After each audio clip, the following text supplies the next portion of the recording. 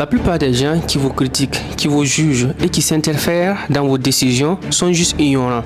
Ils n'ont pas l'idée de ce que vous avez vécu, de ce que vous avez souffert, de vos problèmes du passé, de vos vécus, des moments difficiles, des périodes de longue disette, la pauvreté que vous avez vécue, la douleur que vous avez ressentie dans le passé, vos moments de solitude, d'abandon, de longues épreuves, de batailles, des combats, des difficultés, des échecs que vous avez traversés. Ils n'ont aucune idée de tout cela. Ces gens ne savent pas également qu'est-ce que vous voulez concrètement.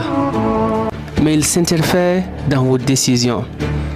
Je veux que tu saches que tu es seul à décider de qui tu dois être. Personne. Je dis mais personne ne doit décider à ta place qui est-ce que tu dois être. Tu es toi. En fonction de tes vécus, en fonction de ta mission de vie, en fonction de ton rêve, en fonction de tes objectifs que tu t'es fixés. Alors, ne te conforme pas aux standards de la société. Ne base pas ta vie sur la décision sociale. Tu es une personne exceptionnelle. Tu as vécu des situations particulières.